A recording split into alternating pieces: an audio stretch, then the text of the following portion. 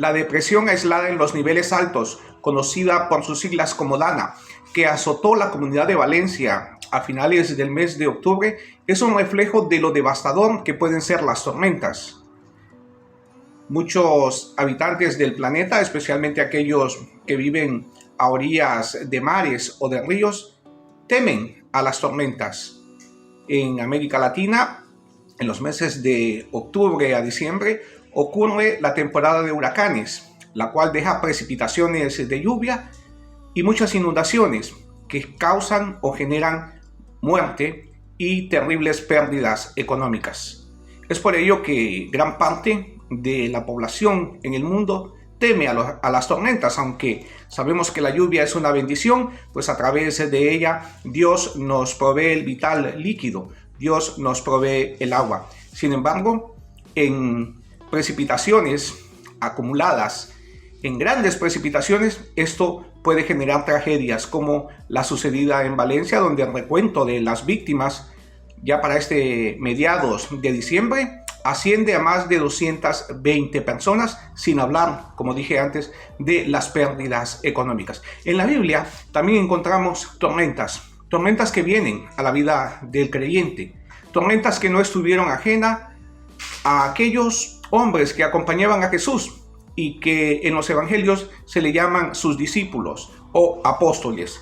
Uno de esos registros lo encontramos en el evangelio escrito por el doctor Lucas, en el capítulo 8, en los versos 22 en adelante, y dice de la siguiente manera: sucedió pues que en uno de aquellos días Jesús abordó una barca con sus discípulos y sentándose les dijo: crucemos a la orilla opuesta del lago. Pero cuando iban navegando, Jesús se durmió, y de repente surgió una tempestad de viento en el lago, de manera que la barca casi naufragaba.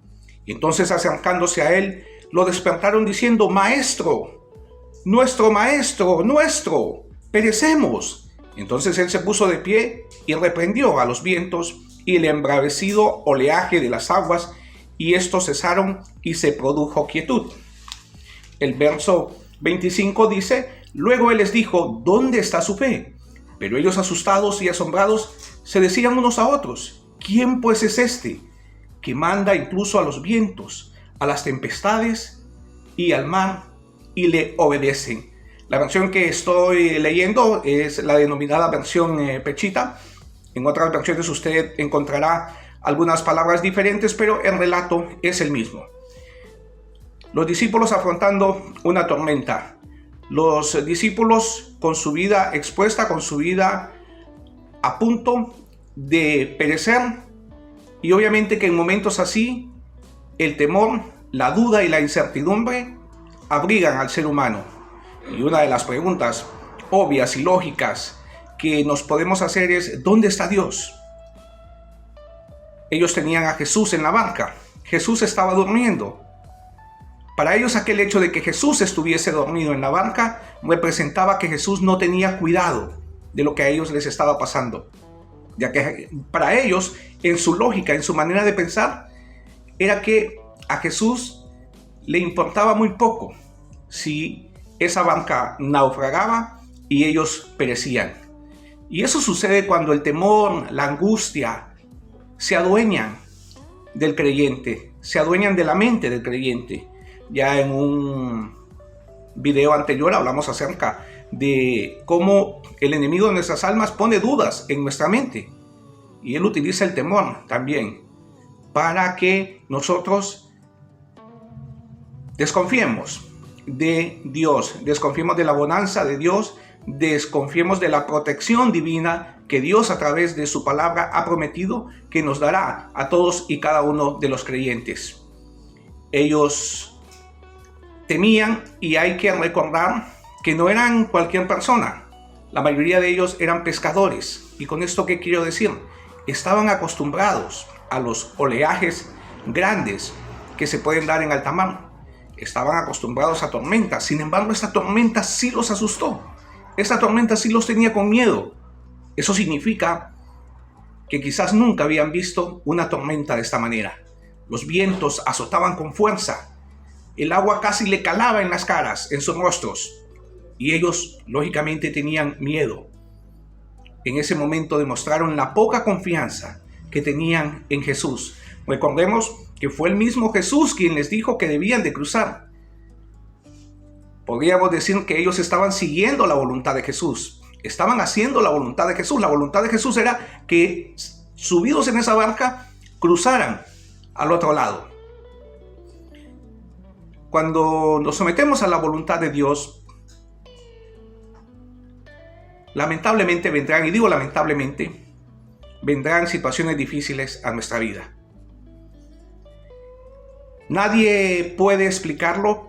Podrán haber muchos libros, podrán surgir muchos videos de personas que quieren explicar el por qué el creyente tiene que pasar situaciones difíciles. Pero la verdad, eso solamente Dios lo sabe. Solamente Dios sabe por qué los creyentes experimentamos pérdida de seres queridos. Por qué una madre creyente tiene que perder a sus hijos que algunos de ellos lactantes, otros entre los 5, 10, 15 años. Solamente el Señor lo sabe. Solamente Dios sabe el por qué creyentes tienen que quedar postrados en una cama. El por qué creyentes tienen que trasladarse de un lugar a otro a través de una silla de ruedas. ¿Por qué pierden la vista? Y tantas situaciones difíciles que pasan en el cuerpo de un creyente. Solamente Dios sabe el por qué un creyente de repente queda sin trabajo. Y estoy hablando de un creyente que no ameritaba ser despedido, que cumplía con sus horas de trabajo, que era puntual, que hacía todo aquello que estaba estipulado en su contrato de labores, y sin embargo es despedido.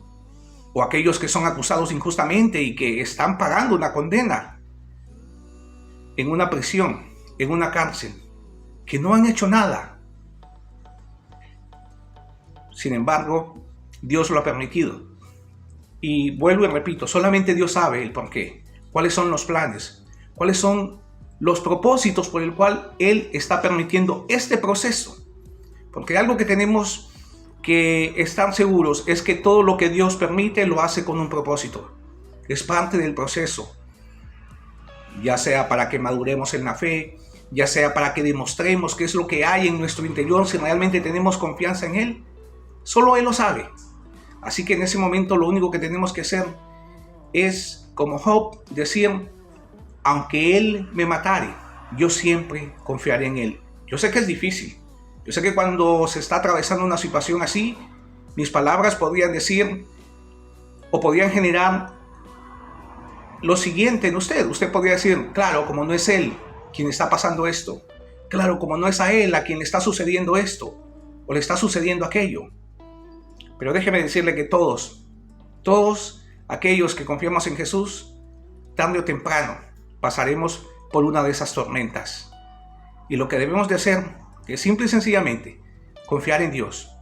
Confiar que es una verdad, más verdad que su vida y que la mía.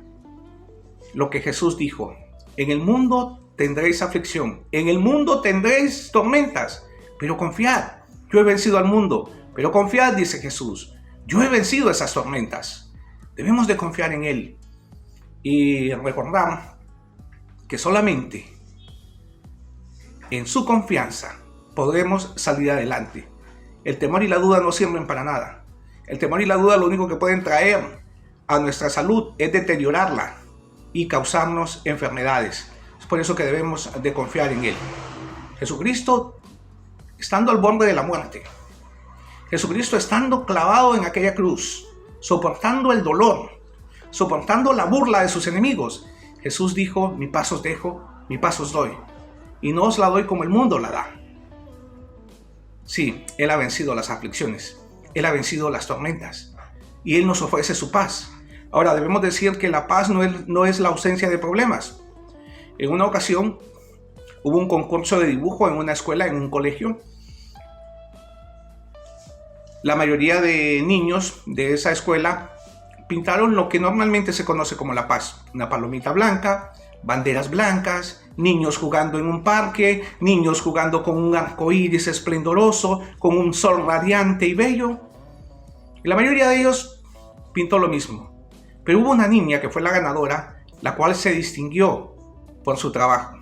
Y es que ella había pintado, había dibujado una catarata, que con solo verla uno se podía imaginar lo ruidoso que eran aquellas aguas que estaban cayendo sobre aquella catarata. Era una catarata con miles de pies de caída de altura, o sea que es trondoso el ruido que se dejaba escuchar por esas cataratas.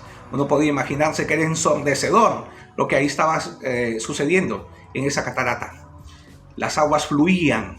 Si usamos la imaginación, eso es lo que veríamos. Las aguas fluyendo, cayendo, precipitándose, ensordeciendo. Pero lo que más llamaba la atención es que en un huequito atrás, en un huequito por las rocas de ahí de la catarata, la niña había dibujado a un pajarito durmiendo. Eso es la paz. La paz no es la ausencia de problemas. La paz es tener la tranquilidad en medio del estruendo de las aguas. Esa es la paz que Jesús ofrece. Esa es la paz que Jesús nos da. Y es por ello que Jesús dice, en el mundo tendréis aflicción, pero confiad, yo he vencido al mundo. Porque Jesús es la respuesta de Dios para las tormentas del ser humano. Meditemos en esto. Dios les bendiga. Gracias por visitar nuestro canal. Si ha sido de bendición, les pido que por favor se suscriban a nuestro canal si aún no están suscritos, que le den compartir, que nos regale un me gusta, un pulgar hacia arriba y nos veremos en la próxima. Dios les bendiga.